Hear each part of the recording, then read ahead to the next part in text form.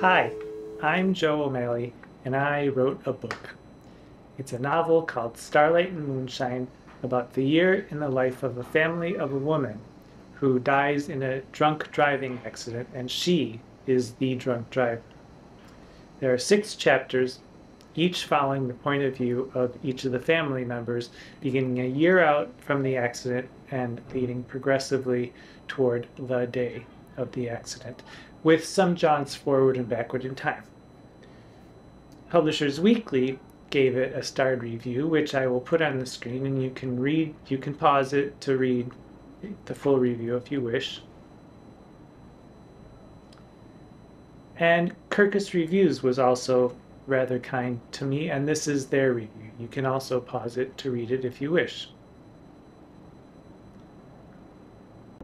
The book comes out officially September 9th, and after taking a trip down Vanity Lane, I Googled Joseph O'Malley, Starlight Moonshine, and found out that it's available for pre-order or for order after September 9th in many places around the world, including places like Malta. It's available in the UK, in Australia, Canada, Germany, Spain, Portugal, Brazil, and even on Apple Books, which I did not even know existed. And I've never gotten anything on Apple Books, but maybe I will shortly. But, and this is a nice firm little but, on my website, josepho'malley.com, you can follow the pre-order link or the order link after September 9th to see that you can order it online from Barnes & Noble or Amazon or bookshop.org. And if I had a preference for how you would obtain the book, if you choose to obtain the book, I would prefer that you support your local bookstore and go to your local bookstore and ask them to order it for you. If you have a Barnes & Noble in your neighborhood, go to that Barnes & Noble and support them and ask them, if they don't have it on their shelves already, to get it for you. Or if you do wish to do it online, bookshop.org, I think there's a discount on it, number one. Number two, if you order it from bookshop.org, some of the proceeds of the money go to support independent bookstores all throughout the nation. So that's a good way to keep independent bookstores open. And of course, if you have some other kind of bookstore in your neighborhood, go there, ask them if they can order it for you, and support your local bookstores. And if you were so inclined to support a writer or to do a writer a favor, I would ask that you go to your local library and ask them if they can get a copy of it for you. Because number one, it's free. You don't even have to buy it.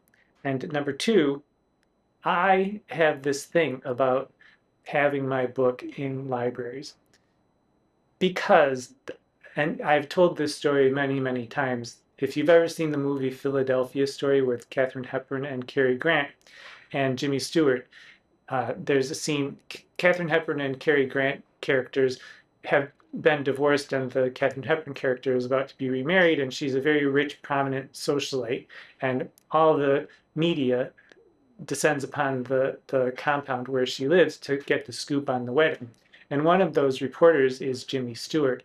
And in the jigs and the reels comes out that Katharine Hepburn knows that Jimmy Stewart is a reporter, and she confronts him and she says, "How did you become this kind of muckraking journalist?" And he said, "Well, actually, I'm a writer."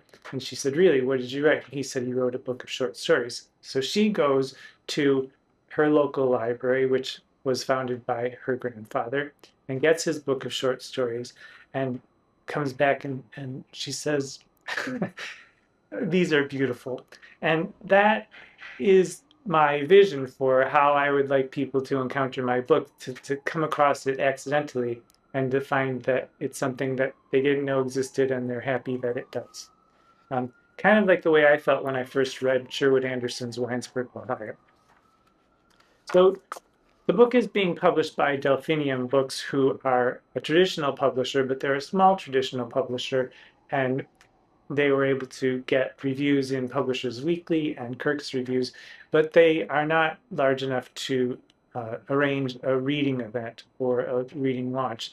So in lieu of a reading launch or a reading tour, I thought that I would do something here on this channel where I would take questions. So if you have a question for me, you can ask it in the comment section here or on Instagram, or email me at josepho'malleyWriter.com.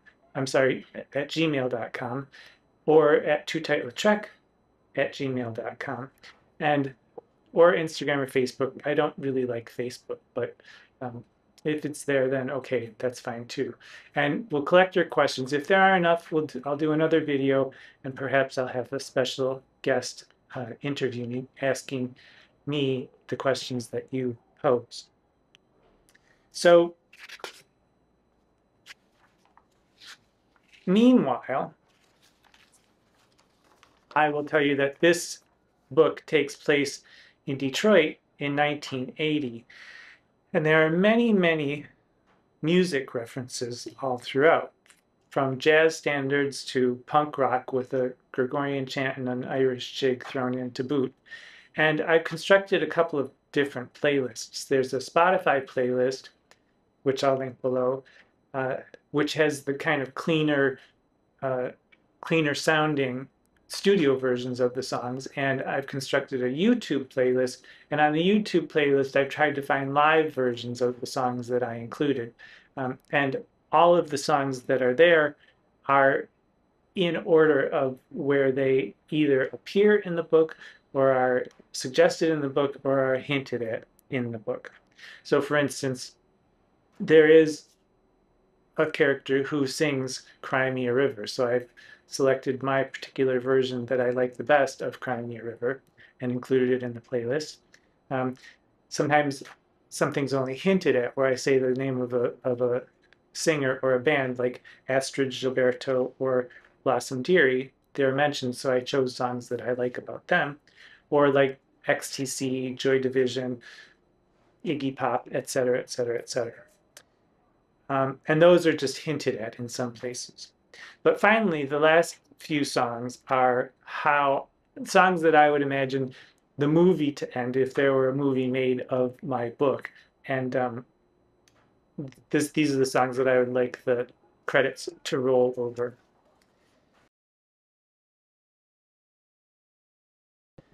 Finally, the book is called Starlight Moonshine because the main character, Hannah Fallon, the matriarch of the family, has had a few too many Starlight martinis, which proves to be her undoing.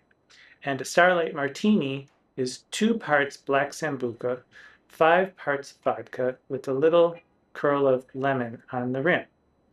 And at one point, Hannah is trying to remember just what exactly this wonderful new drink is, and here's how she remembers it. Never seen anything like it. I can still taste the licorice. That is really something, something special. And that little curl of lemon on the rim.